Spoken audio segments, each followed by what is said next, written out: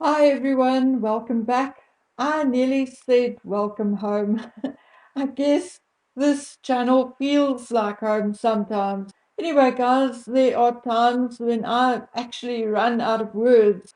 It feels like you've said everything there is to say, and still it has no effect. I went through some of my old videos on my external hard drive, backing up some of my newer videos in order to clean my laptop a little.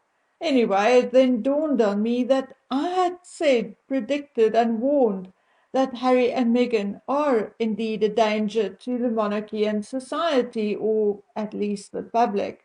I read through my notes as I went through the container in my room, systematically tearing up old notes and throwing it away as part of the cleaning before moving process.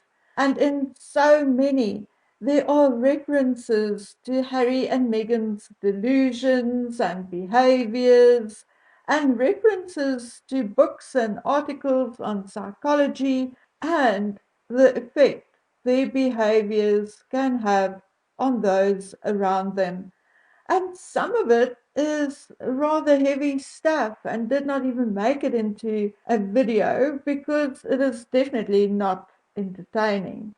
There are also copies of three letters I wrote to the palaces, two to Kensington Palace and one to Buckingham Palace. I am aware that at least one of the letters I wrote to Kensington Palace was received and read because they acknowledge receipt.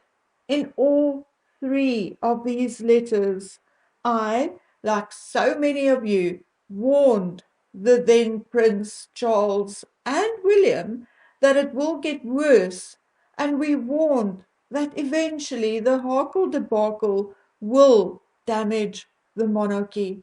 It may take time and it may be a very slow process, but it will eat away at the monarchy like a cancer. And indeed, it has, and it is still ongoing. It is sickening, and even more so because the monarchy, be it the king or his advisors and staff, or the king and his advisors and staff, as well as Prince William, ignored and are still ignoring our warnings. So yesterday I thought, stuff this. If the monarchy thinks they need not heed the warnings and complaints of thousands of people, let us try something else. So I wrote to the Heritage Foundation. I wrote a fairly detailed but short letter referencing Harry's own admissions of drug use since moving to the United States, and also the false credentials on which basis he is now receiving this nomination to be inducted into the Aviation Hall of Fame. Will the Heritage Foundation step up their action with regards to Harry's visa and other nefarious actions and lies? I don't know, but I have now done my part, giving them information with references and requesting them to take action, lest the couple will eventually make Americans look like fools, the way they are, to an extent, making the monarchy as a whole, an institution, look like fools for maintaining their presence on the royal website, still allowing them royal titles, and still allowing Harry his place in the line of succession. You see, I, like I know many of you, have now gone through every phase, every emotion, from surprise to grief to irritation and anger when it comes to Harry and Meghan's conduct towards the monarchy, the British people, and in particular the Queen and Prince Philip. And by now, I have nothing left but ugly amusement. Yes, I am calling it ugly amusement because it is the kind of amusement where one becomes almost spiteful, where you feel like they deserve what they are getting, because they did not listen, did not pay attention, or laughed off our warnings. I heard so many people say they are not wasting their time on Meghan and Harry because it has no impact on their lives. Well, I respectfully disagree. These are the guys, and yes, I know Meghan and Harry are just a drop in the ocean, but they are part and parcel of those who want to take away our right to free speech. Remember Harry saying that the First Amendment is bonkers? Yes, indeed. There is Harry, a foreigner in your country, saying your First Amendment is bonkers. And you do nothing? Really? How can anyone be allowed to stay, to live and become rich if he cannot abide by the rules and laws of that particular country? If I was American, I would say, okay, Harry, so our constitution is bonkers as far as you are concerned. So here is a one-way ticket home for you and don't come back.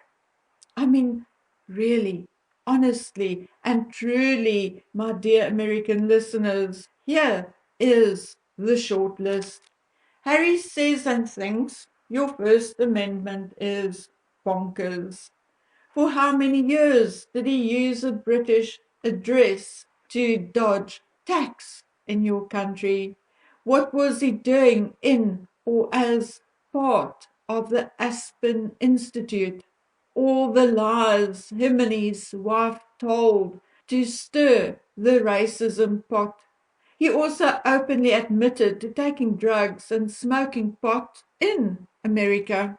Whether he lied on his visa application in the first place is also still up for debate.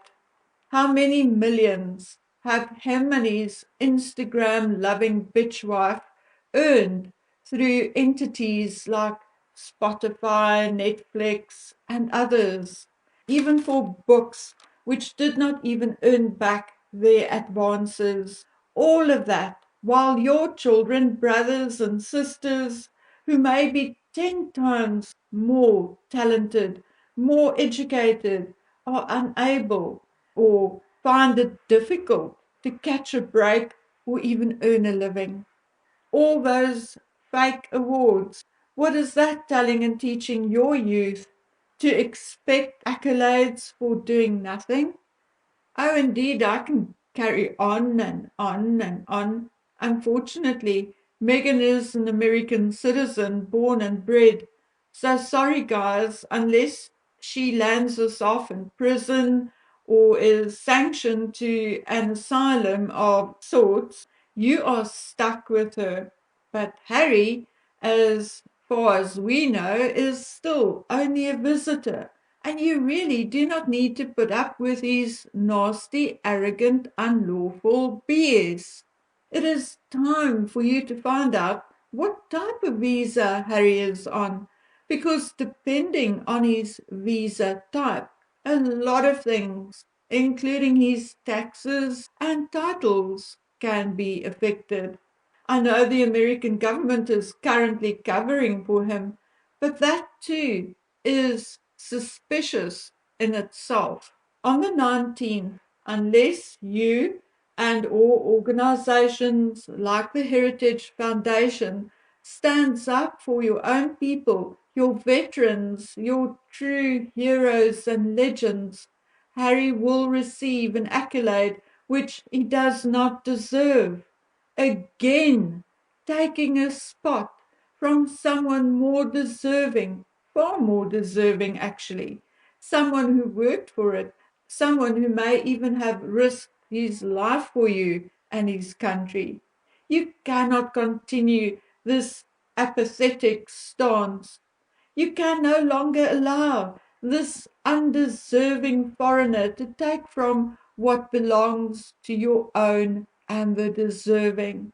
It does not teach resilience to your youth. It does not encourage ambition. It makes America look weak.